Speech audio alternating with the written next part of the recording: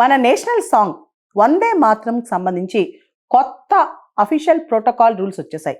Union home ministry వాళ్ళు కొత్త guide lines ఇచ్చారనమాట. పబ్లిక్ ఫంక్షన్స్లో, అఫీషియల్ ఫంక్షన్స్లో వందే మాత్రం సంబంధించి ఇన్స్ట్రక్షన్స్ ఇచ్చారు. ముఖ్యంగా మన నేషనల్ యాంథమ్ జనగణమన కంటే ముందుగా వందే మాత్రం ప్లే చేయాలని చెప్పి కూడా ఈ ప్రోటోకాల్ చెప్తుందనమాట. అంతేకాదు, వందే మాత్రం ఫుల్ 6 స్టాంజా వర్షన్ అంటే టోటల్గా 3 నిమిషాల 10 సెకండ్ల పాటు ఏదైతే పాడతారో మొత్తం ప్లే చేయాలని, దాన్ని కట్ చేసి ప్లే చేయకూడదని చెప్పి కూడా ఈ రూల్స్ చెప్తున్నాయి. దాంతోపాటు గవర్నమెంట్ ఫంక్షన్స్, అఫీషియల్ ఈవెంట్స్, అదేవిధంగా flag hoisting ceremonies, civilian award ceremonies, president మరియు governor arrival departure and speeches, school assemblies, education programmes, public investitures and state parades, వీటిలో కంపల్సరీగా మన నేషనల్ సాంగ్ వందే మాత్రాన్ని ప్లే చేయమని చెప్పారనమాట.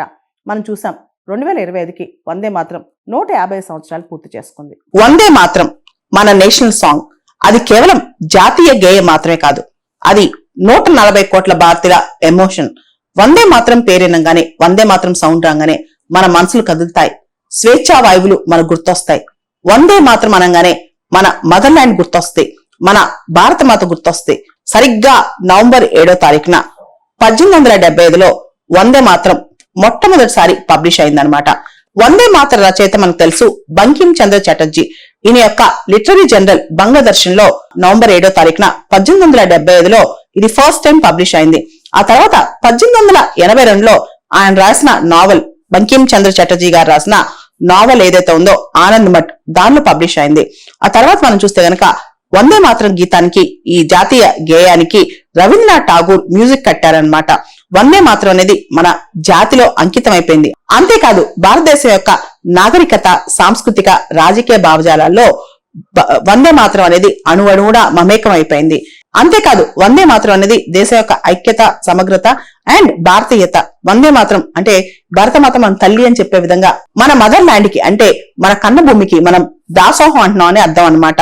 వందే మాత్రం అంటే తల్లి నీకు వందనం, నీ ముందు నేను తల వంచుతున్నాను అని అర్థం అనమాట. వందే మాత్రం సాంగ్ పబ్లిష్ అయ్యి 150 ఏళ్లు పూర్తయ్యాయి.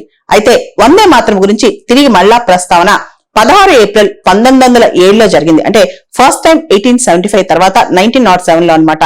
1907లో అప్పట్లో చాలా ఫేమస్ ఇంగ్లీష్ డైలీ ఉండేది. దాన్ని బిపిన్ చంద్రపాల్ స్టార్ట్ చేశారు. దాన్ని ఎడిటింగ్ చేసి దానిలో ఆర్టికల్స్ రాసేవాళ్ళు అరవిందో ఘోష్.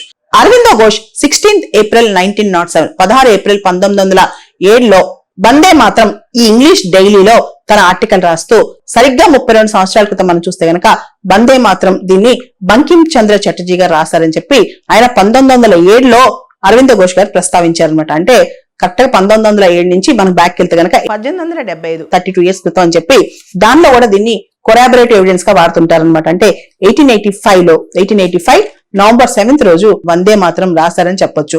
ఆ తర్వాత మనం చూస్తే స్వదేశీ మూవ్మెంట్, ముఖ్యంగా బెంగాల్ పార్టిషన్ ఉద్యమం అప్పుడు వందే మాత్రం అనేది ప్రతి ఇంటా పాడారు. వందే మాత్రం అనేది స్వదేశీ ఉద్యమానికి ఒక థీమ్ సాంగ్ అయిందనమాట. ఆ తర్వాత అనేక మార్లు మనం చూస్తే బంగ్లాదర్శన్ ఏదైతే బంకిం చంద్ర చటర్జీ గారి మ్యాగజైన్ ఉందో దానిలో ఒక సిరీస్ లాగా ఆనంద్ మఠ్ నవల్ రాశారనమాట.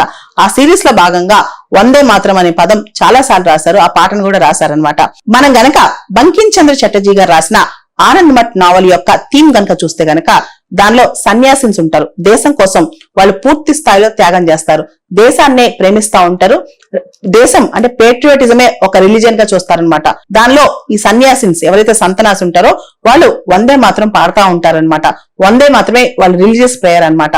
సో ఆ విధంగా ఆనంద్ మఠ్ నవల్ ద్వారా వందే మాత్రం చాలా పాపులర్ అయింది. ఆ తర్వాత స్వదేశీ ఉద్యమంలో వందే మాత్రం ఇంకా పాపులర్ అయింది. ఆ తర్వాత మనం చూస్తే 1907లో మేడం బికాజీ కామా ఎక్కడైతే స్టడ్గార్డ్ బెర్లిన్ లో త్రివర్ణ పతాకం ఎగరేశారో ఆ పతాకం మీద కూడా వందే మాత్రం అనే మాట రాసిందనమాట. సో వందే మాత్రం మనకి థీమ్ సాంగ్ అయింది. వందే మాత్రం మన గుండె చప్పుడైంది. వందే మాత్రానికి మ్యూజిక్ కంపోజ్ చేసింది కూడా రవీంద్రనాథ్ ఠాగూర్ గారే, అది కూడా మనం గమనించాం. ఆ తర్వాత పూర్తి స్థాయిలో మన స్వతంత్ర ఉద్యమంలో వందే మాత్రం అనేది మనం ఎప్పుడూ పాడుతూ వచ్చాం. అంతేకాదు, వందే మాత్రం అనేక మార్లు పాడినందుకు, వందే మాత్రం స్లోగన్ అనేక మార్లు ఉచ్చరించినందుకు చాలా మంది అరెస్ట్ అయ్యారు. 20th May 1906, 1906లో మే 20వ తారీఖున బరిసాలి ప్రస్తున్న బంగ్లాదేశ్ ప్రాంతంలో అప్పట్లో వందే మాత్రం ప్రొసెషన్ అనేది జరిగిందనమాట. దానిలో వేల మంది పార్టిసిపెంట్స్ వచ్చారు. హిందూస్, ముస్లింస్ అందరూ కలిసి వందే మాత్రం పాడుకుంటూ వందే మాత్రం ఫ్లాగ్స్ పట్టుకుని రోడ్డు మీదకి వచ్చారు. దాంతో పాటు ఆగస్టు 1906లో బిపిన్ చంద్రపాల్ గారు వందే మాత్రం అని చెప్పి ఇంగ్లీష్ డైలీ కూడా స్టార్ట్ చేశారు. ఈ వందే మాత్రం థీమ్, దాని వెనకాల ఉన్న ఎమోషన్ తట్టుకోలేక బ్రిటిష్ వాళ్ళు ఫైన్ విధించేవాళ్ళు, పోలీసుల్ని కాపలా పెట్టేవాళ్ళు. బెంగాల్లోని రంగ్పూర్ అనే ప్రాంతంలో ఎవరైతే వందే మాత్రం పాడతారో వాళ్ళపైన 5 రూపాయలు ఫైన్ కూడా వేసేవాళ్ళు అప్పట్లో. అంతేకాదు వందే మాత్రం పాడిన వాళ్ళని, ఆ స్లోగన్స్ రైజ్ చేసిన వాళ్ళని అరెస్ట్ చేసేవాళ్ళు. అంతేకాదు 1908లో ఎప్పుడైతే లోకమాన్య బాల్ గంగాధర్ తిలక్ గారు అరెస్ట్ అయ్యారో ఆయన్ని మాండలే జైల్ బర్మాకి తరలించారనమాట. ఆ టైంలో కూడా చాలా మంది యువకులు వందే మాత్రం పాడారు. వాళ్ళందరినీ కూడా బ్రిటిష్ వాళ్ళు అరెస్ట్ చేశారు. ఒకటా రెండా వందే మాత్రం సంబంధించిన గాథలు కథలు ఎన్నో. వందే మాత్రం ఈ 150 సంవత్సరాలే కాదు, మరొక 150 సంవత్సరాలు వర్ధిల్లాలని, వందే మాత్రం అనేది మన అందరి గుండె చప్పుడు కావాలని కోరుకుందాం.